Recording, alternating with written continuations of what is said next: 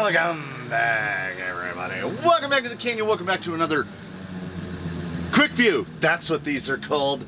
It's early. It's got to be early because it's the summer. Today is yet another Redux because we were going to deal with two pairs of tires that have been in service here for quite some time. Not oft requested because the 2.2 Hot Buddies HPI Rover EX is an odd egg. It really is. The 1.9 version of this tire is an even odder egg, as it stands 3.93 inches tall. This one is in the sort of 5-inch range, but as you can tell from this, wide.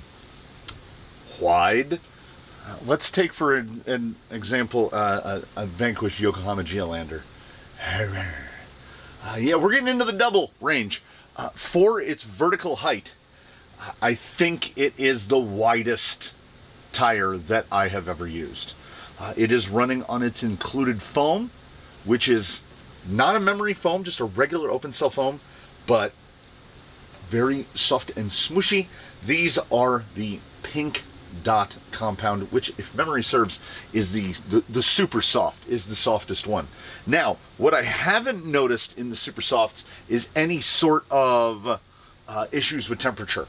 So it doesn't suffer from the same problems that, say, Predator, Injora S5, any of the real exotics, Dawnwall from Extreme Route, apparently same thing. If it gets too hot, they start to fall off. I haven't noticed that with these. So while they might be self-described by the manufacturer as super soft, they have not suffered the same issues. X2SS from RC4Wheel Drive is also a very soft compound, but doesn't appear to suffer at temperature either. So some do, some don't. This is one that don't. It is, as mentioned, about 135, so 5 1/4. Roughly the size of a 2.2 LP vertically. Well, let's see. We get a 2.2 LP. There we go. There, we'll have a couple. Yeah, look at that. But people love thin, right? So they just keep getting thinner. These definitely predate that, so they did not get thinner. 64 millimeters wide. That's real wide. I'm pretty sure that a 2.2 Rupture isn't 64 millimeters wide. It's in the like high 50s, 57, 58 millimeters wide. And that's the 575 Rupture, the big one. So these are very wide for their height. They're basically an LP. They're a low profile vertically, so we don't suffer from a lot of sidewall fold. Like, it's really firm when you go to give it that push. It doesn't want to roll that over. And I think that's because even on a 40 millimeter wide 2.2 wheel, it gives this real angle to the sidewall, so they don't really want to fold over. You've got a lot of squishiness up here at the front. These are the reasons why I think, okay, A, that's why it's a Redux. We know what's happening. B, we've used them enough that we kind of have an idea of why these things are happening. Like, unlike many other tires, you'll see the lug starts here, and it's just one lug that goes all the way down to this bar. And then you got these knobs on the side, proper side lug. The prominence of the lug on the sidewall is basically the exact same as the prominence of the lug on the main belt. They do have the famous, infamous, so they've got BA, so you can run them in A direction or B direction. When I remove them from his direction, who is the vehicle here that runs these day to day, which is an elementized Capra. So Capra cage, Capra shocks, everything else is Element. There's a Stealth X in there, Element axles, set up for a 313 wheelbase. It's pretty great. When I removed them from there, I noticed that all the tires were running BA, so B forward.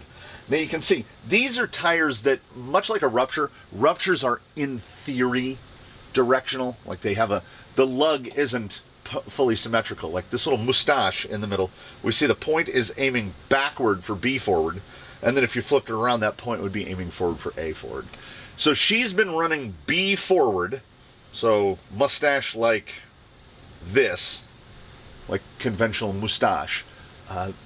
since the very beginning. And honestly, in all of the tires that are that amount of directionality, like see this hook will point back one way and will point forward to the other. I don't think we've encountered one where it really makes a difference one way or the other. I have tried a great many number of tires. Every tire, with few exceptions, that I think has ever been tested here, at least one person will say, try running those backwards. Guys, it never works. Never. Now, these have BA. I want to say the extreme routes do as well. There's a couple tires off the top of my head that are marked AB for 2 directions of rotation. I have, and then, well, let's just take ruptures as an example. I have run ruptures unknowingly, just in a hodgepodge mix of, because they're about as directional as the BA on here. I've run them in a hodgepodge of directions and never noticed once which one was which direction. And I think if you had a gentleman or an associate or a gentleman associate who claimed that, oh, bro, B forward is way better than A, I think someone could distract him. You could switchy swap his tires all around and he would never be able to tell the difference. There are tires that are expressly, that bead is not looking happy. There are tires that are expressly directional. And by expressly directional, I mean marked as such. These say BA, so you can run them either direction. The Canyon Trail is explicitly directional. I find that tires like, there's one right over here on the rack. Let's confuse things further. Look how good those look on there. A tire like the Ascent Frontier, the Genius, that's a directional tire. They go this way. If you run them this way, they're not going to be good. They're going to be good this way. They're not going to be good this way. So while they're not explicitly marked as directional, they are. Deep Woods, Louis Champs, Pin Seekers. I'm just randomly naming tires. No, I'm naming tires that if you flip them around and run them back, holds. Most IROC flavors, Baja Claws, if you flip them around and run them backwards, the tread aims the wrong way. And then they don't grab. They just kind of push. So the Tusk, I'm seeing as a bunch of them fell off the rack, most people run them with that point forward. That would be the kind of de facto forward orientation. You can run them like this. On several rigs here, I run the rear tires backward like that because I have found through experiment over time that this direction in the rear makes dig work better. This way works better in the front for forward drive. This way works better for dig. So with tires like this, experiment. Like these might work better A forward with dig. He doesn't have that. Or B forward with dig. She doesn't have that. Four-wheel steer might be a different thing. You might want them B forward in the front and A forward in the rear, or vice versa. That is an experimental thing. If we're going to test a tire, as we are now, or at least I presume to, what we need to do is we need to have consistency. We need to have B forward, B forward, B forward, B forward. Mustaches all pointing to the back. That's what we need. We're going to take this guy out. We're going to do the thing. What am I going to do? If you've been following along, an 850, sometimes not quite enough to make it through a full filming session, but a 2000 hangs out over the sides. I honestly, well, maybe. I was going to say, I honestly don't think that a tire would hit it, but it might, and it's not that hard to just put the other 850 in my pocket. So, Wolverine, out here to test Rovers, and I walk into every tire test with expectations tempered. My expectations are not tempered. These are Hot Bodies Rover EX 2.2s in pink compound. These, I'm going to say it right here. We don't do this, but I'm going to say this right here. These are going to do the thing.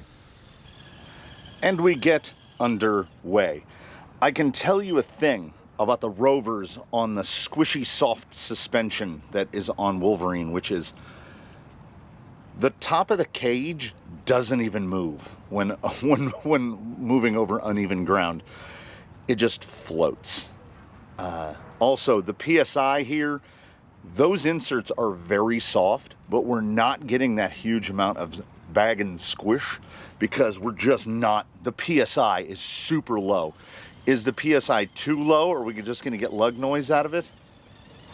Yeah, see right there, a little slide back. There it is. So this guy at 6 pounds and change is almost too light for these because they spread the weight out so much. And they are an LP. I mean, by the current definition, the class 3 size, a 2.2, 5 1/4. But because of that width, yeah, there is significantly more fallback than I would have thought. I'm having to use more and more throttle input. It's almost unpredictable in where it's going to slide. Now, is this a slick rock thing? Because it's not, I don't feel like it's an overall, like I don't feel like we have a deficit of forward drive. Oh, the lateral though. The lateral is crazy. So the side lug is out punching the main lug, even though it's the same lug, which I think is a ground pressure right there. I don't think I can pull that over, but we've got 5 1/4 in portals, so yeah. I honestly, it feels like we would need an insert a little firmer than what's in there, even though like we're getting no bag on the side. It doesn't feel optimized. They feel hyper optimized on misdirection, who is, I want to say, a little bit lighter than him, so the insert would act firmer. Yeah, that tracks.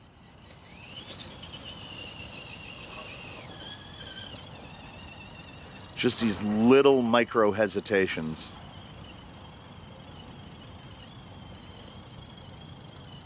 Also, contradicting my statements from mere moments ago, I genuinely feel like the rear is out driving the front. Do I need to grab a wheel wrench and flip those? Well, you know what? There's no time limit on this stuff. We're here. We might as well do it. All right, fronts. I mean, you just put the left on the right and the right on the left. Forward mustache in the front, rear mustache in the rear.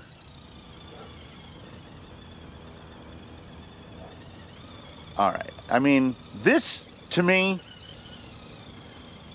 this is a win-win situation. I'm not overwhelmingly concerned about being right. I had what would amount to a preconceived notion because I had not experienced drive differential with all the ruptures mounted one way, all the Rovers mounted one way, what have you. I definitely see that it's not overwhelming, but the mic won't pick it up. The amount of scrabble, that little bit of loss of traction, the lugs, the pop, it's reduced significantly. I would say the front's A and the rear's B is about 40% better than them all B. Now, someone is probably already saying, well, now try A on the back.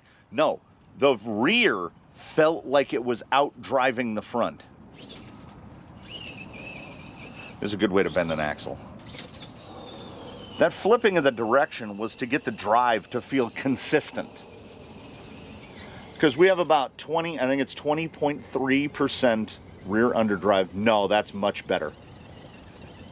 Maybe more than 40% better. Come across right there, little slide, but oh yeah.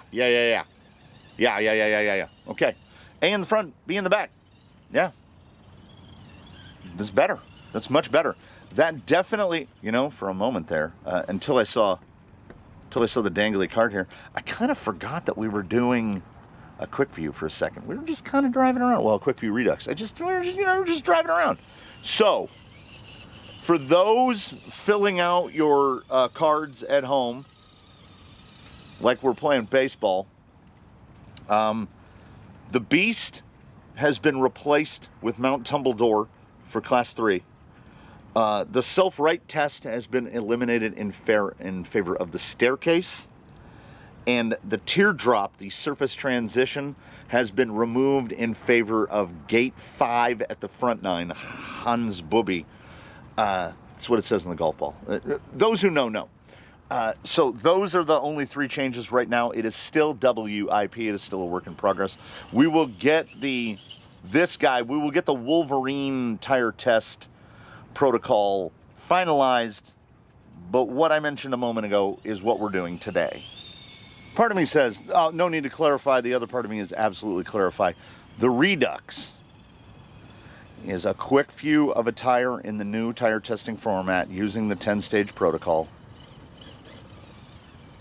It was right there. Oh, yeah. No, A in the front, B in the back is genuinely improving. I notice no impact on steering, which is good. I don't want to give up steer angle in exchange for just pure forward drive. And now it no longer feels like the fronts are too soft. That is a small change that came back bigger. And I am pleasantly surprised by this. We'll try that. Can that front pull us over? Yeah, absolutely can. Is he upside down? I can't see. So I haven't seen anything I'm explicitly surprised by other than A in the front. Yeah, there's a good predictability here. It's not the absolute maximum. It's not the pinnacle of forward drive. I feel some slipping and some sliding that I don't feel like I'm experiencing as much when they're fitted into misdirection, who is lighter. Again, though, definitely doing the thing. I want to do this wrap right here.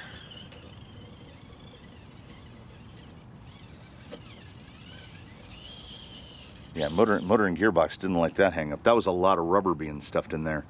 Yeah, it's, aside from the first couple of minutes, like a remarkable level of consistency. We're not maxing out the drive like I thought we would, but very consistent. And sometimes that might even be preferable, because there is genuinely a lot to be said for consistency. Like, consistency is a rough equivalent to predictability, meaning we know what it's going to do because it does that thing pretty much every time. A to the front. Who would have thought? Now get inside there.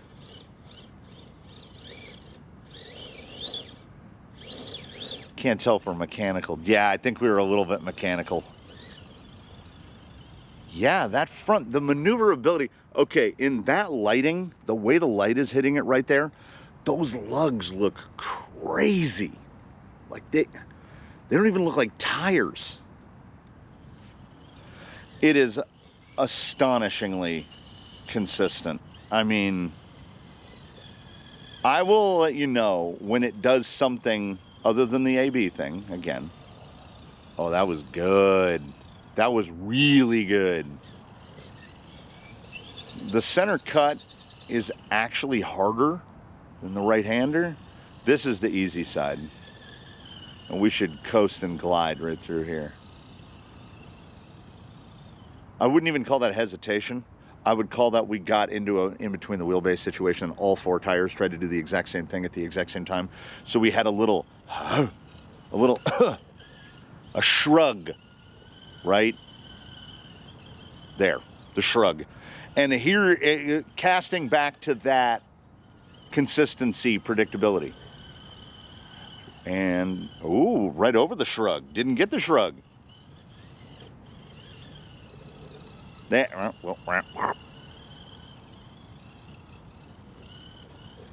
And that compliance that you're going to get from this insert in this tire. Again, bonus points generally not reflected in the final score.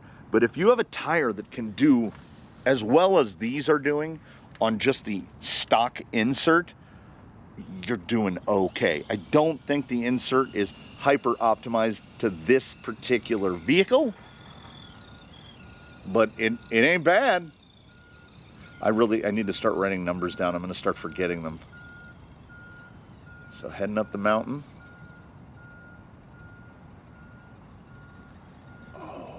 Oh. Get it? Get it? Use that side lug. Again, if we're not flopping. Okay, I would check the easy. Oh, that's too good right there. Come down here center.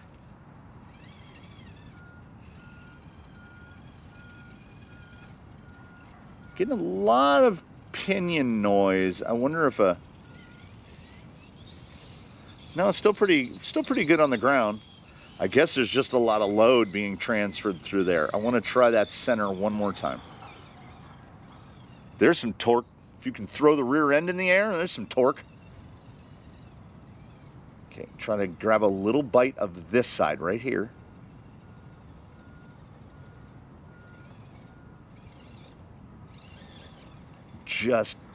I was going to say just can't quite. Come on. Come on. Get up.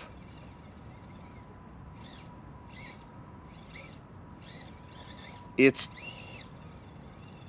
okay. There's that belly hang.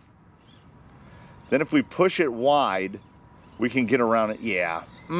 That's unfortunate. Oh, the descent though. Oh. Okay, this guy can descend. But the descent on the Rovers, wow. That factors into the Tumbledore score. It's not just the going up, it's the coming back down. Okay, so we got to do slick rock. Yes. Yes. Tumbledore was a yes, that. Yeah, I feel that. Stairs, yeah. Okay, let me put it to you this way. We have 4 scores down. 3 9.6s and 1 9.7. It's not killing it for drive-wise, but it is. If you've got a tire that is consistently above a 96, you're doing okay. The tires are also so wide. There's that insane lug. Insane. The tires are so wide, they leave tracks behind in the dirt that looks like somebody's been pushing wheelbarrows or a utility cart around. They are comically large. There's that little bit of slide. Absolutely no lift. Absolutely no side slide because they've got that. The shoulder integrity is, I don't know, is it unparalleled?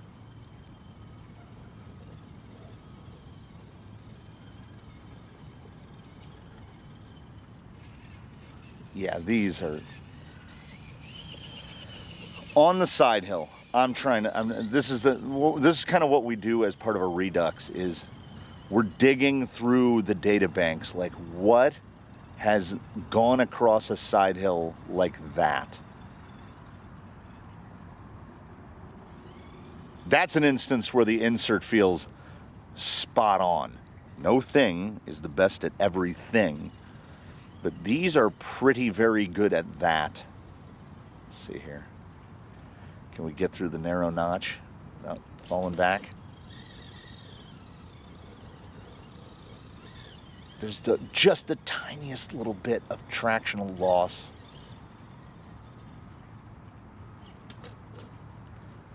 It's really good. For a tire running on a single stage open cell, surprising that the forward drive isn't just the pinnacle. but equally surprising that it's really good at other stuff that is not best oriented to a single stage. A little bit of foam magic going on in there. I mean, a little bit, not full-on celestial alchemy, but it's something. At some points in the morning, that mortar mix is really pink. Those rocks are really pink.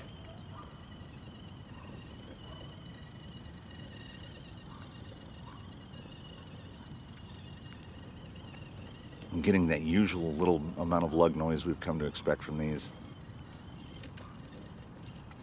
Little mechanical in the middle of the axle there. Just absolute compliance. Perhaps, going back to the insert again, perhaps compliance to the point where traction is suffering a little. We are talking about a mono block. Let's call it a mono block of an insert. It is single stage foam, front and rear, so we have the same foam front and rear. Do I think that the performance of these would increase if we had a different front insert and a different rear insert? Probably. I think the two ends kind of need something different. How wide are we going to go? Yeah, but it's typical. Reset that. The stability, man. The sidewall integrity. The ability of this thing to stay. That tire, that front, driver front, fully loaded, absolutely not folding over.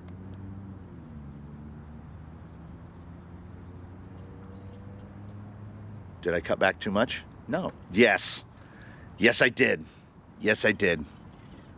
Yeah, I had a good, there was about 4 inches. We got to get them both. That's the rules. If you're gonna plow one, plow them both. The positionability, the predictability, and just the overall sense of consistency is just way up there. They're so consistent. We go here, we push back. We know we're gonna have a little bit of scrabble, a little lug. Then the descending. I know that the primary portion. Oh, that save right there. That save right there got you a tenth at least, because that pushed super wide left and then got back into the line, which is not a thing that usually happens. Can we just autopilot it? Yeah, 100%. Can we get a clean cut on the soft side without a save? Yeah, sure we can. It's not even about finding the line. You can kind of just drive into it.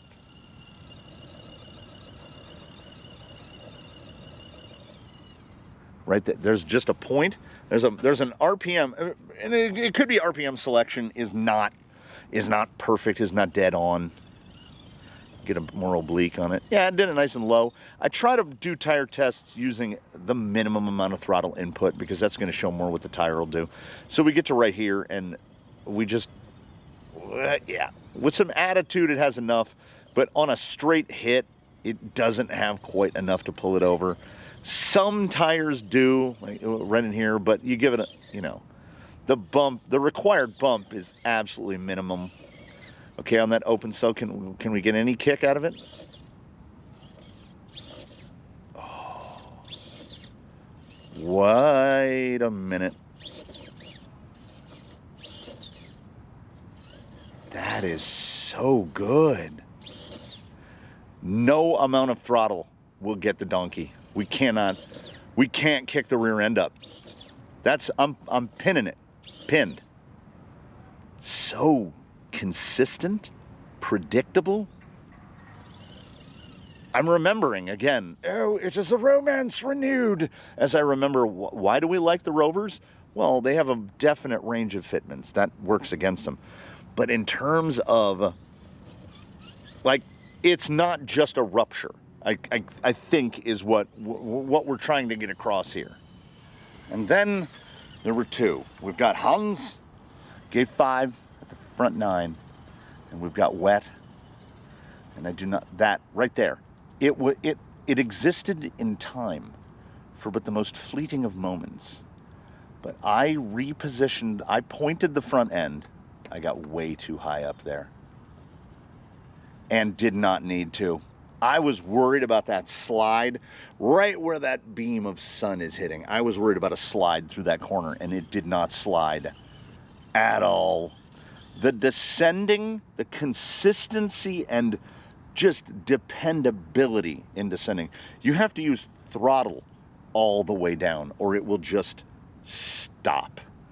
And you can be pretty abrupt with it. A lot of times you have to be really clean. Like a little too much of a burst or a little too much of a cut is going to cause you to swap ends. These fronts don't collapse. Okay, I was up way too high on entry. Okay, so we're going to go in lower. That's a good bit lower. That's about a tire's width lower. Now it's passenger rear getting over that. Okay. That is a crazy entry. Don't hit it. 270 wide, man. No, I take that back. This guy is 270 wide on Proline Ibex, which are like 44 millimeters wide, something like that. These are, what were they, 64? We are an inch wider, so that can't be right. We can't be close to 300 wide. I don't know, maybe. Is this thing almost a foot wide? It's probably in the 11-inch range. 11 and a half? It might be a foot.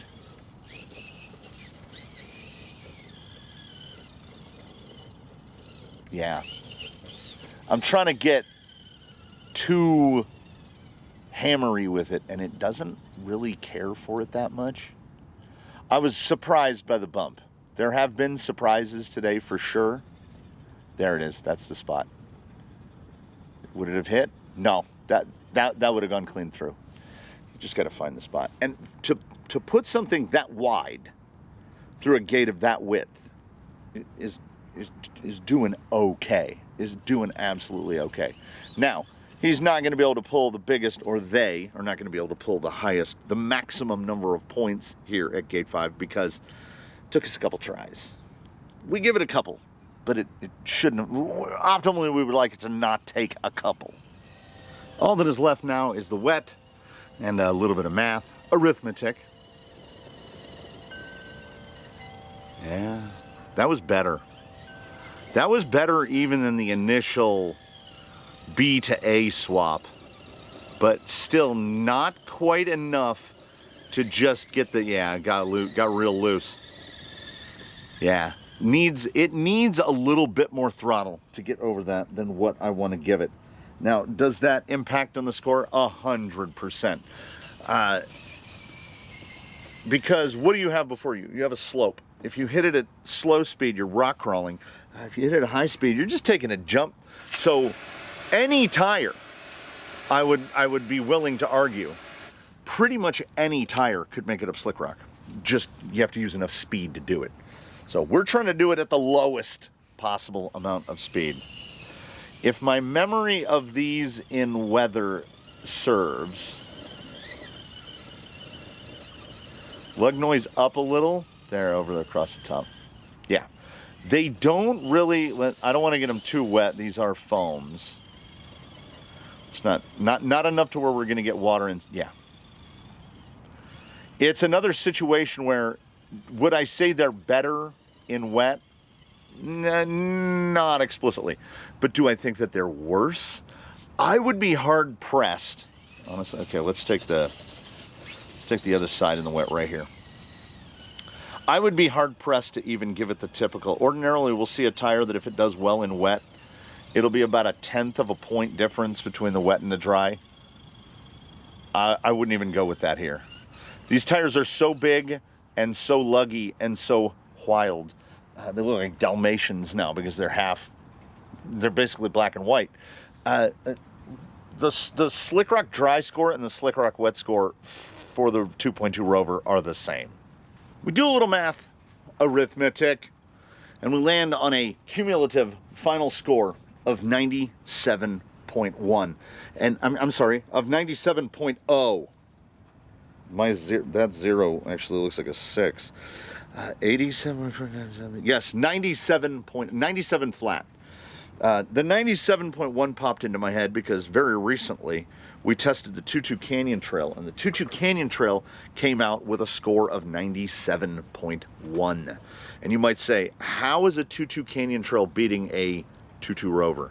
Well, it has Revolt 3D printed inserts in those canyon trails made specifically for canyon trails, and they did remarkably well on here.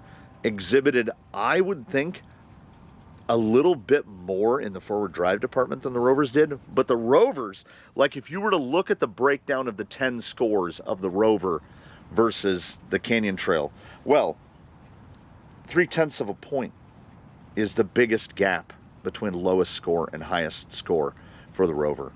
They were pinnacles of consistency, and X factors like stability and descent are not to be ignored. Those have to be taken into consideration.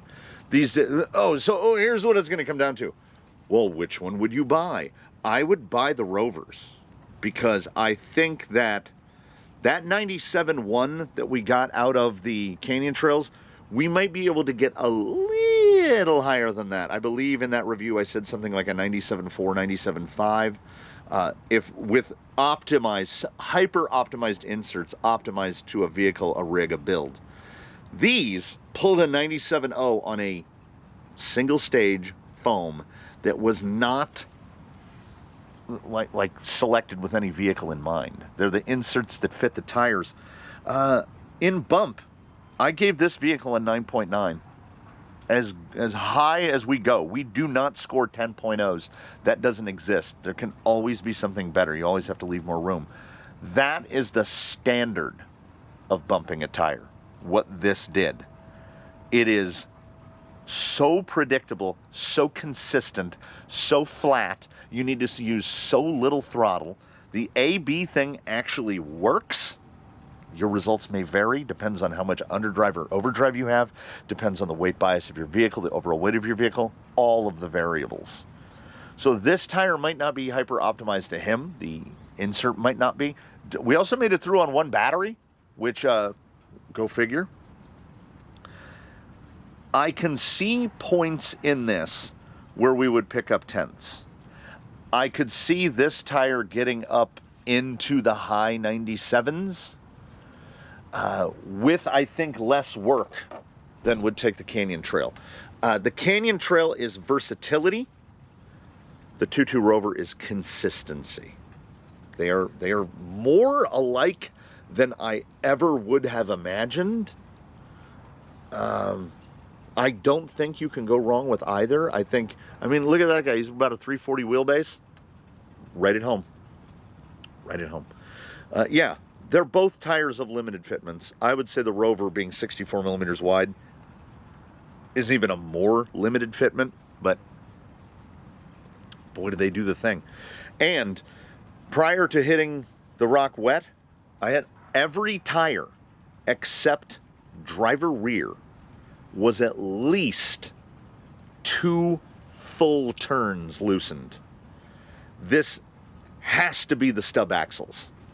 The stub axle in these Amazon offset F9 axles, the stub has to be like undersized slightly, because that's not a thing.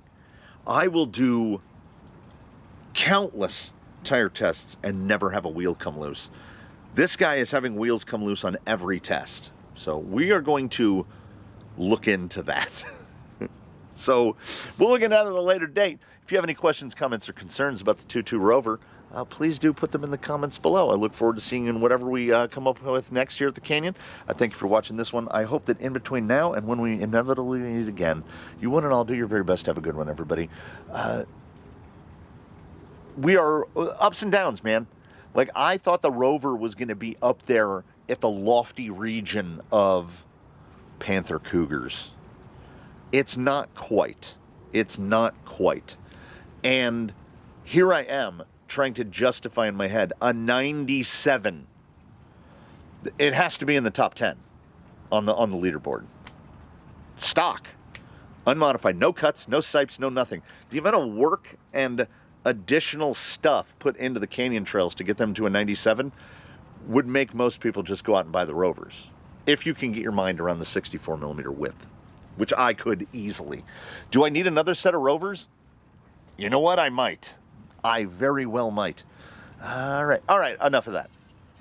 The descending. I'm not even kidding. Consistency like no one else.